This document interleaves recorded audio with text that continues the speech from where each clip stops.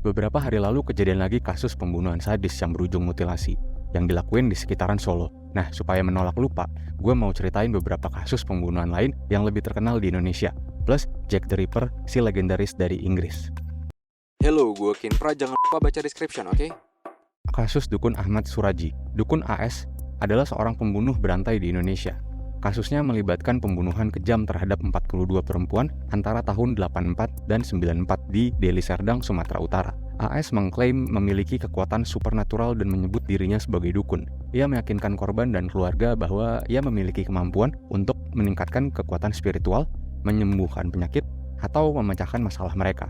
Modus operandi AS melibatkan penguburan korban setengah badan sebagai bagian dari ritual sebelum korbannya dicekik. Ia percaya bahwa ritual ini akan memberinya kekuatan supernatural. Selain itu, dia memikat para wanita muda yang banyak diantaranya mencari bantuan dari AS untuk berbagai permasalahan. Lalu korban dibawa ke lokasi terpencil di mana dia akan melakukan eksekusi. Kasus ini terungkap tahun 97 ketika salah satu jenazah korban ditemukan. Polisi melakukan penyelidikan dan AS ditangkap, diadili dan dinyatakan bersalah atas beberapa tuduhan pembunuhan.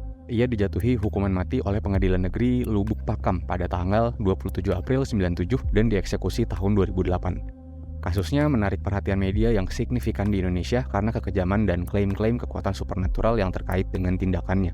Sehingga kasus ini menjadi salah satu kasus pembunuhan berantai yang mencolok dalam sejarah Indonesia. Lalu ada kasus Rio Martil. Rio Martil adalah seorang terpidana mati atas kasus pembunuhan berantai yang dilakukan antara tahun 97 hingga 2001. Kasus ini terungkap setelah Rio Martil melakukan pembunuhan sadis terhadap JJ Suraji, seorang pengacara terkenal. Dalam rentang waktu 97 hingga 2001, diketahui bahwa Rio Martil juga telah membunuh 4 orang pengelola rental mobil. Ia menggunakan cara yang kejam dengan memukul kepala korban menggunakan palu tukang.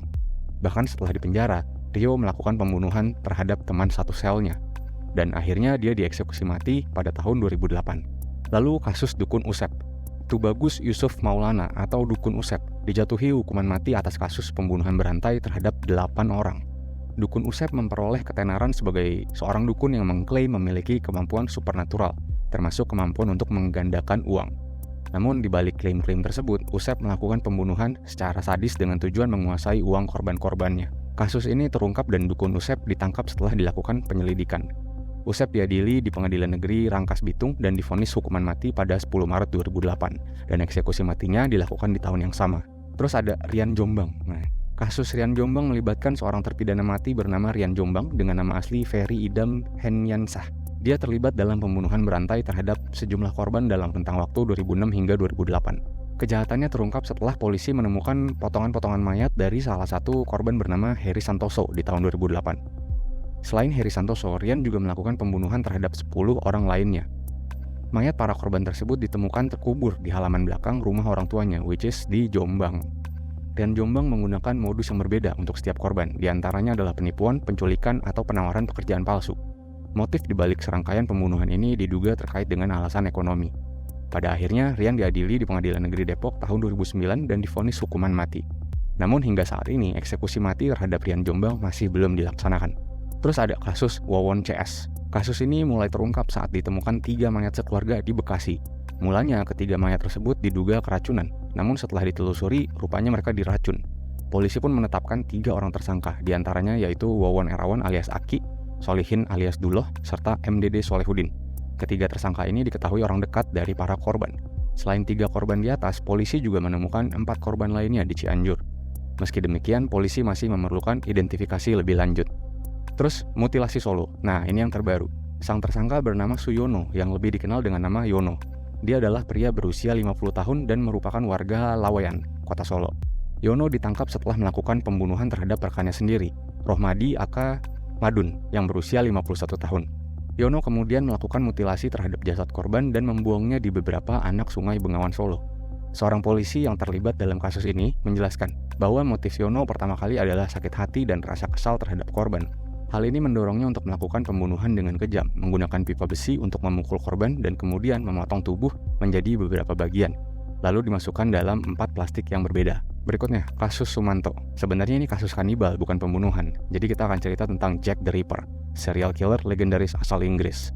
Legenda Jack the Ripper adalah cerita menarik tentang pembunuhan berantai paling terkenal di Inggris yang masih memikat imajinasi bahkan setelah 1 abad berlalu. Ada banyak misteri di sekitar pembunuhan yang dilakukan Ripert, dan karena dia tidak pernah tertangkap, jadi nggak ada yang bisa dikonfirmasi. Namun yang kita ketahui adalah dia membunuh setidaknya 5 wanita dengan cara memotong, membelah perut, dan dibiarin terkapar di jalanan di London tengah malam pada tahun 1888. Tidak puas hanya mencurahkan darah wanita tidak bersalah, Jack yang sulit ditangkap itu meremehkan polisi London dengan surat dan kartu pos. Salah satunya dikirim bersamaan dengan ginjal yang diambil dari salah satu korban. Meskipun 4 korban pertama Jack ditusuk dan dimutilasi dalam waktu yang singkat, korban kelima dan terakhirnya, Mary Jane Kelly, adalah kisah yang berbeda. Jack menghancurkan wujud korban sehingga tidak bisa dikenali, dan hingga hari ini foto-foto tempat kejadian perkara masih menjadi gambar yang mengganggu. Oke, jangan lupa kritisi dan jangan gampang percaya sama konten ini, karena sebagian atau seluruh informasinya di-generate oleh ChatGPT. AI benar-benar makin pintar, tapi bukan berarti pasti benar dan selalu benar dan paling benar. Follow Instagram kita @orelabor.